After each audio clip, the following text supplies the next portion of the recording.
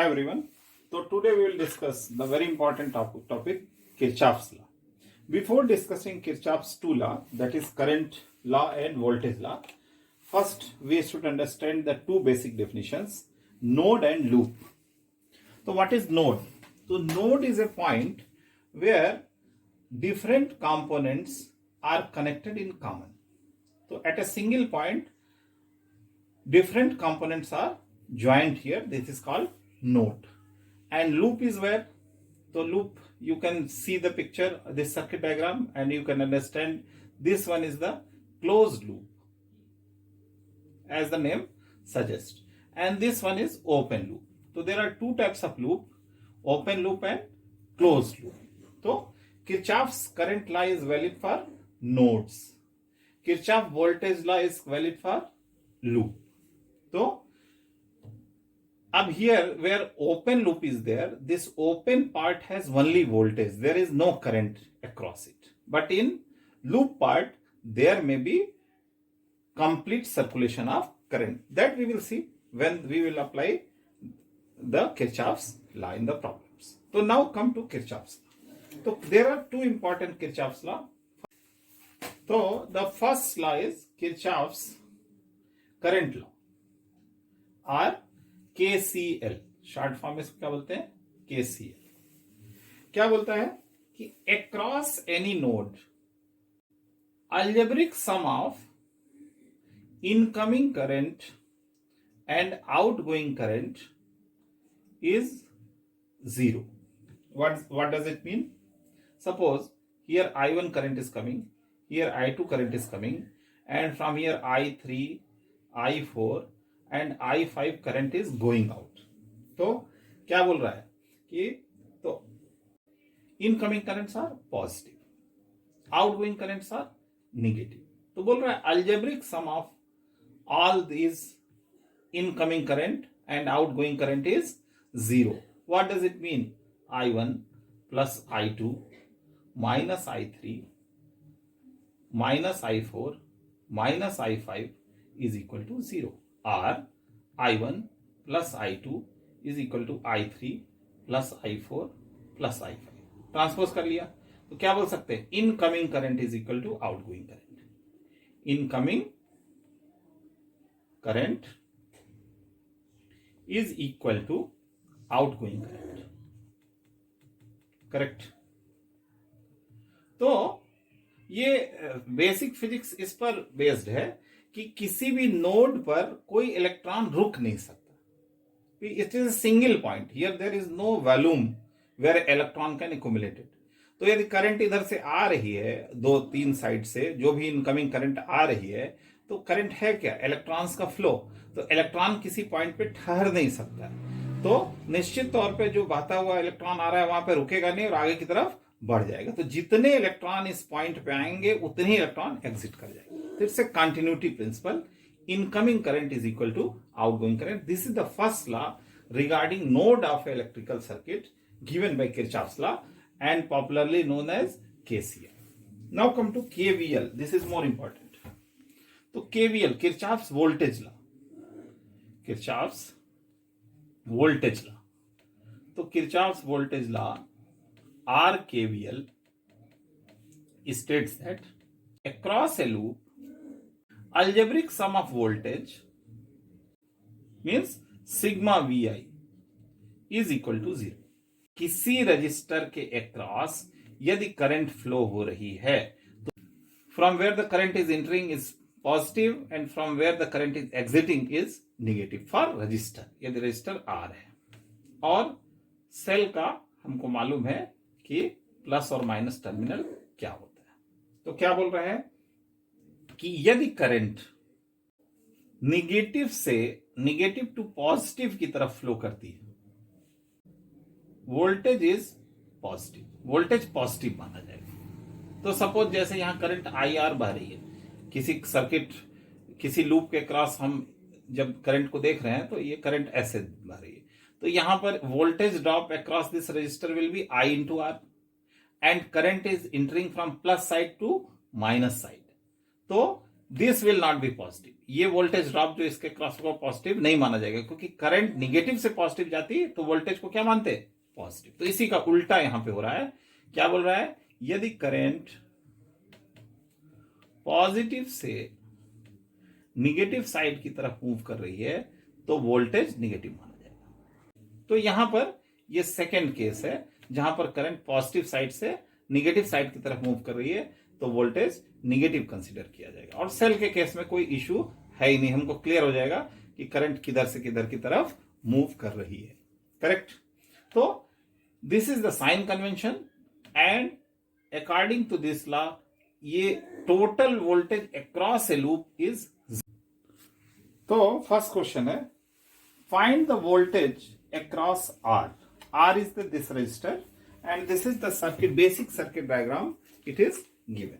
तो हमको Kirchhoff's law में फर्स्ट क्या करना है, करंट को यहां पर डिसाइड करना पड़ेगा, how the current will flow.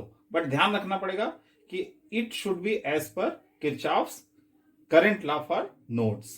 तो हर एक नोड पर आने वाली करंट, जैसे यहां पे ये नोड है, इसको भी नोड बोल सकते हैं, है ना, यहां पे भी 3 कंपोनेंट्स जुड़ रहे हैं आके, तो आने वाली करंट जाने वाली करंट के बराबर हो। तो बेसिक सर्किट हमको ड्रॉ करनी पड़ेगी। तो जब मैं थोड़ा बड़ा इसको ड्रॉ कर लेता हूं और फिर ताकि समझ में आवे किस तरीके से करंट के कंपोनेंट जो है डिस्ट्रीब्यूट होंगे। तो दिस इज आवर सर्किट। तो हमको इस ब्रांच में करंट की वैल्यू निकालनी है। तो सबसे पहले स्टार्ट करते हैं सेल के पॉजिटिव टर्मिनल से। सेल के पॉजिटिव टर्मिनल से हम ये मान के चलते हैं कि I1 प्लस I2, यहीं पर 2 करंट मैं मान लेता हूं, वेरिएबल इसी तरह से मानता हूं कि 2 करंट के सम के फॉर्म में आ रही है, तो इस नोड पर दोनों में बांट दूंगा। I2 इधर फ्लो करने लगेगी, I1 इस तरफ फ्लो करने लगेगी। तो यहां से शुरू करते हैं।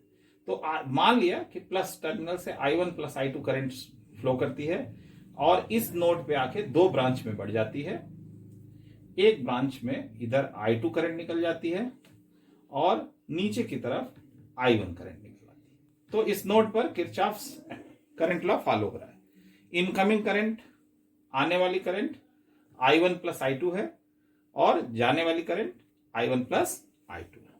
तो ये I1 करंट यहां से फ्लो करती हुई, ये resistance, this is resistance R, इसी के क्रॉस हमको वोल्टेज ड्रॉप निकालना है। तो यहां से फ्लो करते हुए फिर यहां से होते हुए इस नोड पर क्या हो जाएगा, इधर से I1 करंट आएगी और I2 करंट यहां से आती हुई इस पर मिलेगी। तो इस नोड पर I1 और I2 अगेन रिकम्बाइन हो जाएंगे और इस रेजिस्टेंस से again I1 plus I2 current flow करने लगेगी और यही करंट बहती हुई back to negative terminal of cell के पहुंच जाएगी। करेक्ट। तो I1 प्लस I2, तो जहां से हमने शुरू किया था जो करंट आ रही है वही करंट हमको बैक में वापस मिल जानी चाहिए। तो अब देख, अब ये यहां पे हमको 2 लूप्स मिल रहे हैं, एक तो ये वाला लूप मिल रहा है और एक ये लूप मिल रहा है। तो हम KVL अप्लाई कर सकते हैं। तो इसको मैं फर्स्ट लूप ले लेता हूं और इसको मैं for the timing second loop. KVL in first loop, दोनों ही लूप क्लोज्ड है। करेक्ट। तो अब फर्स्ट लूप में KVL अप्लाई करते हैं। तो मैं यही डायरेक्शन ले लेता हूं। तो अब यहां से शुरू करते हैं, जिस पॉइंट से शुरू करेंगे वहीं पर लौट के आएंगे और वोल्टेज का सम 0 कर देंगे।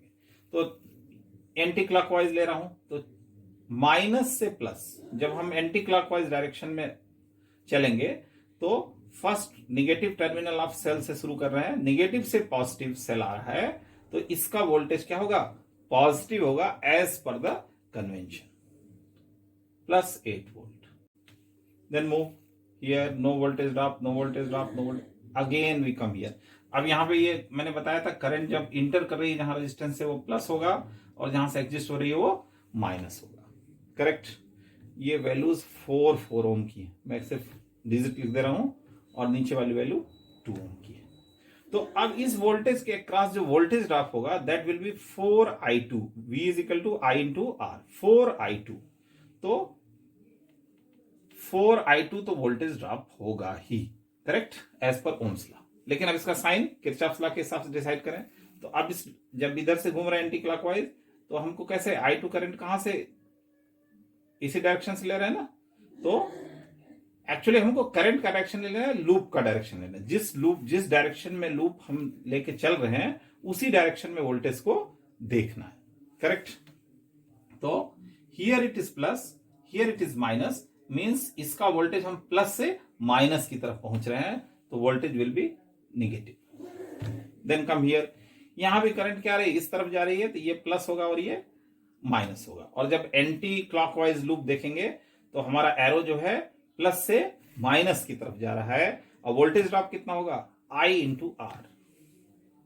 तो अगेन प्लस और I इंटू आर, मतलब 4I1 plus I2, this is voltage drop across this register. और ये निगेटिव होगा। क्यों निगेटिव होगा, मैंने बता दिया कि हमारा जो लूप डायरेक्शन है वो प्लस से माइनस की तरफ इसको फाइंड कर रहा है। फिर आगे बढ़े और इस तरीके से वापस हम निगेटिव टर्मिनल पहुंच गए, बीच में कोई भी वोल्टेज ड्रॉप नहीं है। तो इसका ट्रिक यही है कि पूरा लूप हमको वोल्टेज ड्रॉप देख लेना है। और वोल्टेज ड्रॉप यदि लूप हमारा प्लस से माइनस की तरफ जा रहा है तो निगेटिव वोल्टेज, और माइनस से प्लस की तरफ जा रहा है तो पॉजिटिव वोल्टेज। तो this is the first equation, it will be form. तो ये आ जाएगा 4I2 प्लस, ये दोनों टर्म ट्रांसपोज कर दिया, दिस इज इक्वल टू 0, है ना। तो 4I2 plus 4I1 plus I2 is equal to 8। तो I1 plus 2I2 is equal to 2, 4 से डिवाइड कर दिया, करेक्ट। तो this is first KVL in first loop.